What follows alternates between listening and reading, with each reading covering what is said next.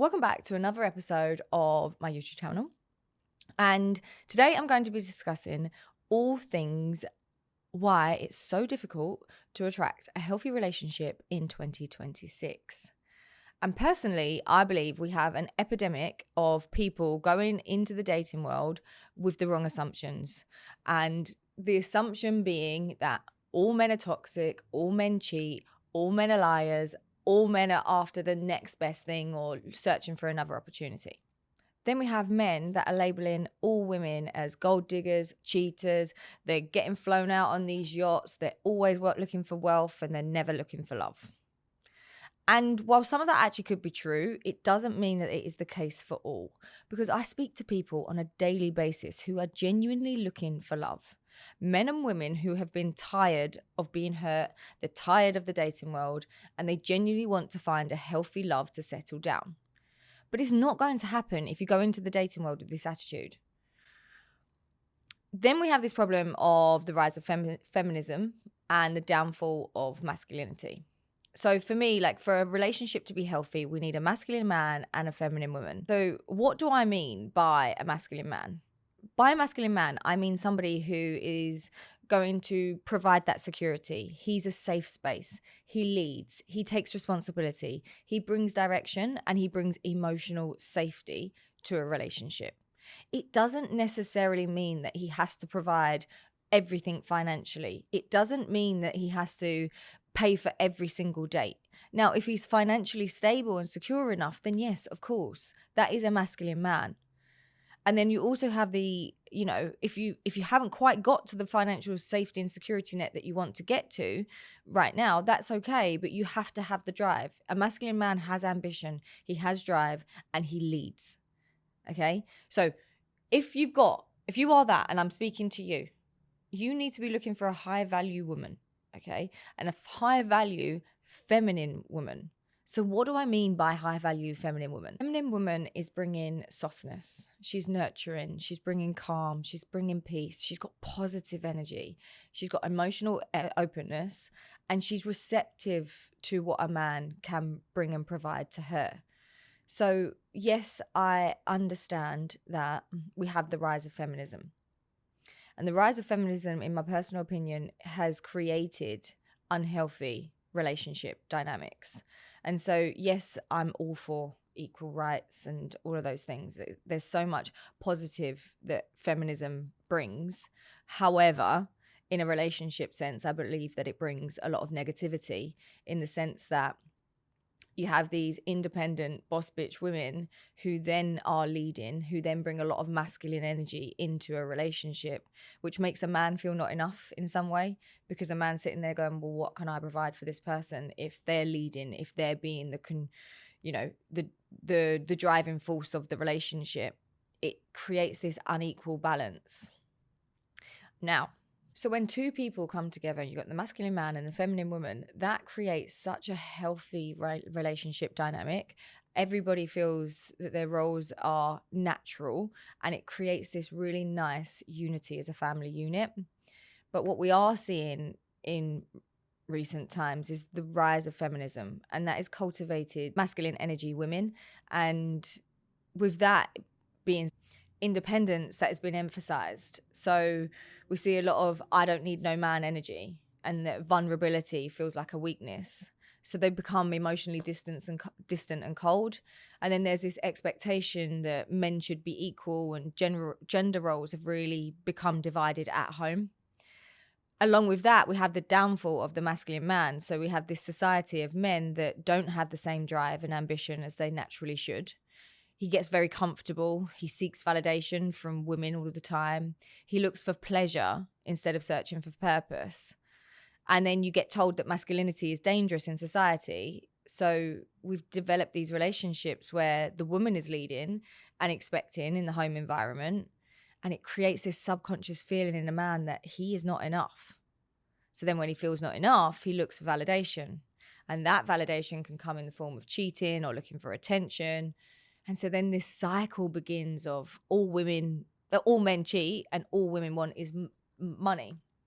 And it's just so unnatural as to how, if we go back in time into evolution, into how we were developed as a gender. I'm not saying that you can't be financially independent, intelligent, and ambitious and driven as a woman. Like, I am the epitome of boss bitch. If you look at my own self, right, I am a independent, highly, probably too independent, financially secure, ambitious, driven, constantly on the hustle, constantly creative, constantly looking to develop, for my clients, for me, for the business. But I know how important it is that I leave that version of me at the front door when I get home. So then when I get home, I am the nurturing, caring woman, soft, emotionally available woman that a partner needs.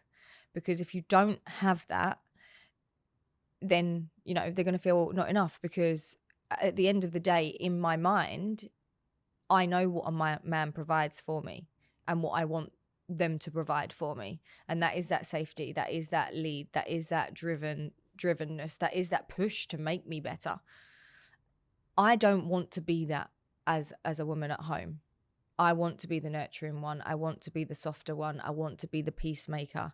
I want to be the calm person that they need to come home, because they're providing in other ways. As a woman, we need to learn that you can be financially independent, you can be intelligent, you can be ambitious and capable, and you still can enjoy being cared for, supported, protected, pursued, and led by a partner. You have to learn this, because if you don't learn how to switch that off in the moment, you are going to then cause the person that you're with to feel a certain level of not enough in comparison to you.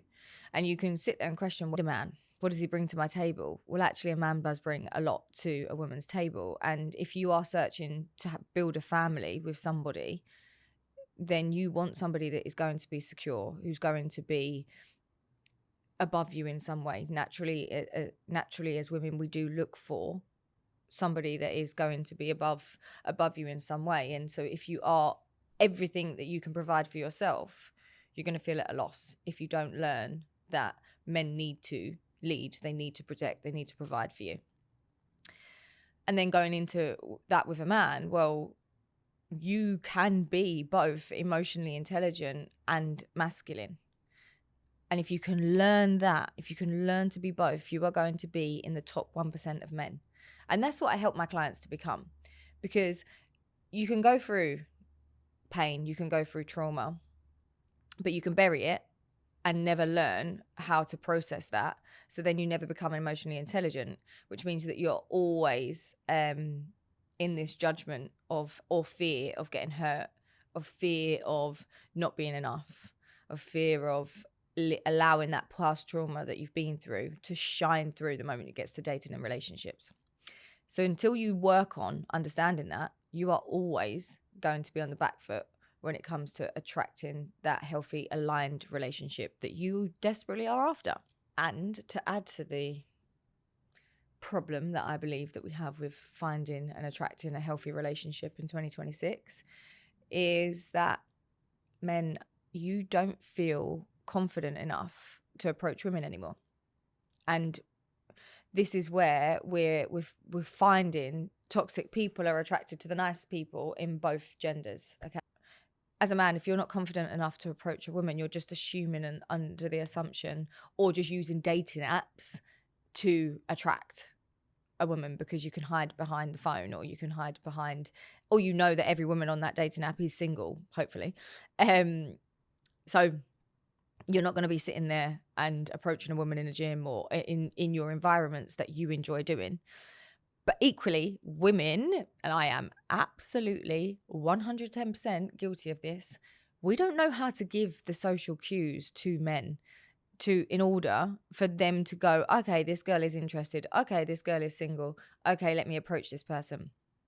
So what's happening is you get the most confident, egotistical driven men having the absolute confidence to then go and approach anyone in any environment. And it's normally these women that are a little bit more reserved, a little bit more shy, or a little bit more unknowing in how to give these social cues to say I'm interested. It's like they're targeted by these egotistical driven men that are potentially toxic, not saying all, potentially. And so you get these nice girls that are attracted to these men that I've just described, and it creates this dynamic because this man, he can do that to anyone. He can have the confidence to go over to absolutely anyone. So you're not, but you as a woman who's quite reserved, you feel really special for that. And you feel like, oh God, I've never had that before. Or this feeling of sensation of it must be the one, it must be the universe, because we like to drive with all of these signs. But actually, it could just be that man has just got the confidence to approach anyone. Okay. So then you have the reverse of that. So you've got these really nice, lovely guys that because of the way even social media is and the way that it promotes men approaching women as a negative thing, men don't have the confidence to go and do that anymore because they're under this assumption that all women get approached, which is not the case, by the way. So then these men are sitting back reserved, waiting for the social cues, and you get these really confident, potentially, not always, toxic women who love validation, who love attention, who will happily go over to any man and go and speak to them.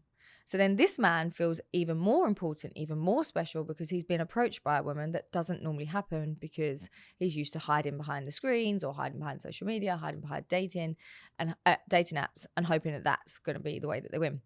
So then when you have that, both of these things come together, you are literally creating this dynamic of the nice guy being attracted to potentially toxic woman and then nice girl being attracted to potentially toxic men.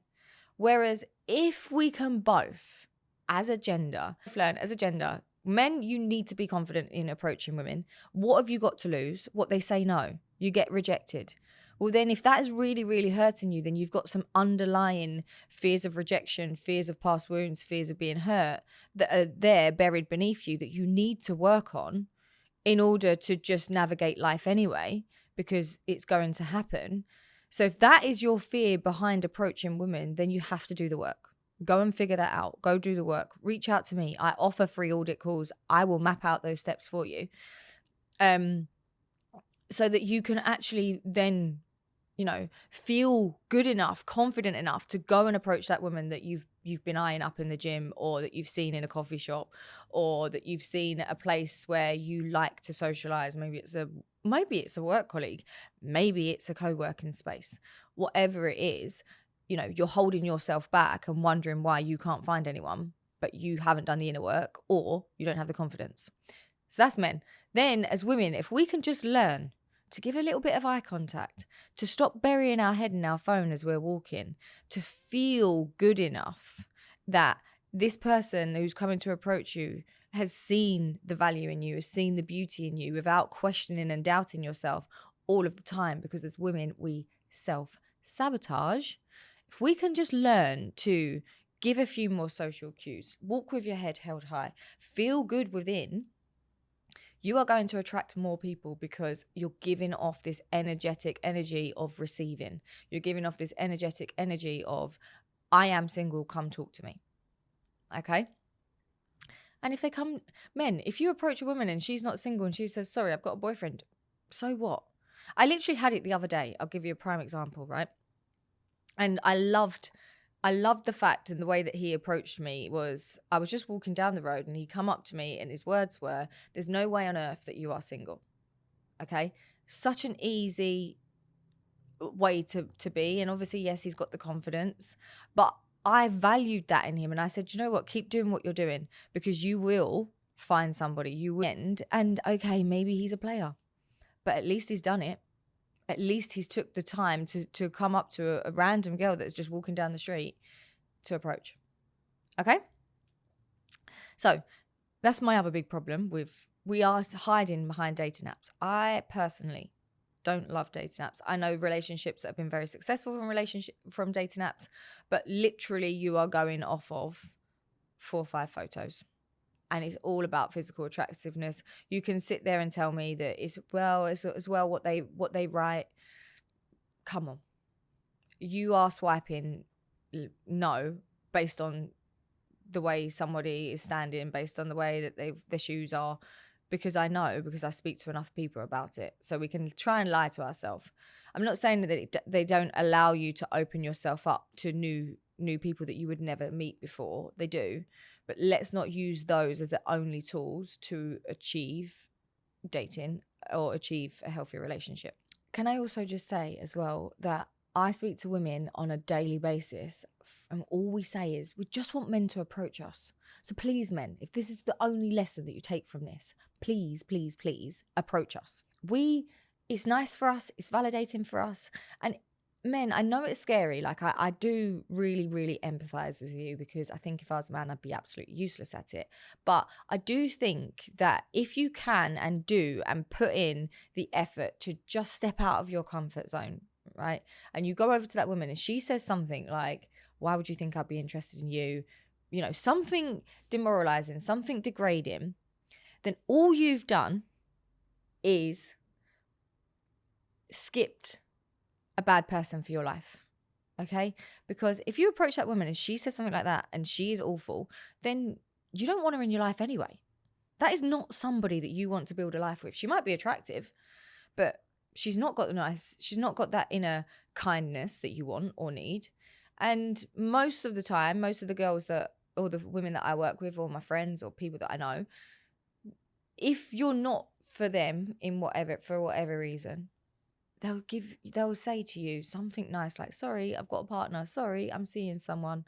Sorry, I'm just not dating right now. Take that as you will, but that just means also that you've missed out on invested in someone that isn't right for you. But they're not going to be awful to you. They're not going to be horrible. And if that person is, they're not for you. They are not the person that you want to build a life with. Okay? You have to become the high value man or the high value woman that is in alignment with creating a secure relationship. So you need to go into the dating world unhealed. No, if you go into the dating world and you're unhealed from past heart, you don't feel enough, and you've got these assumptions of modern dating that we spoke about, that's not going to attract a healthy relationship. Now, if you don't know how to do the work, then like I said earlier on, book a free audit call with me. I will help you. I will guide you to where I feel like you're at a loss or at a miss, and where you maybe need to do some work and rebuild on yourself. And then if you can get to that place, and that's just on a call, we'll just map out some first steps for you. At that point, you can take it or leave it, whether you decide to go on and do the work or you stay as you are. But you need to be aware of these things in order to find and attract that healthy relationship. My biggest mission of setting up Tend was, as I started to work with clients and work with people, I realized it was the impact of our parents' relationships that develop us as who we are, that then lead into us having these limiting beliefs, these self-doubt, this narrative of toxic relationships, and maybe attracting and settling for less than we deserve because of the dynamic that we got brought up in. So my mission is always, if you transform your relationship with yourself, you will transform your relationship with others, which will then help you to attract a healthy relationship, which means that you're going to have a healthy family unit, so that we break the generational curse. Okay? If you want to break your family's generational curse, and if you're listening to this and that resonates, you will know what I mean, then you have to do the work first. Do the work on yourself. And then obviously things are going to come up when you start dating again, when you get into a relationship again. If you had the right tools and accountability to help you through and navigate that part, you are going to end up where you want to be, and that is in a healthy relationship. But we have to stop with this mentality that there isn't a healthy relationship ever in 2026. There is. And I am witness to some of my friends that are in the most beautiful relationships. Yes, they have issues. All relationships do. They're hard work.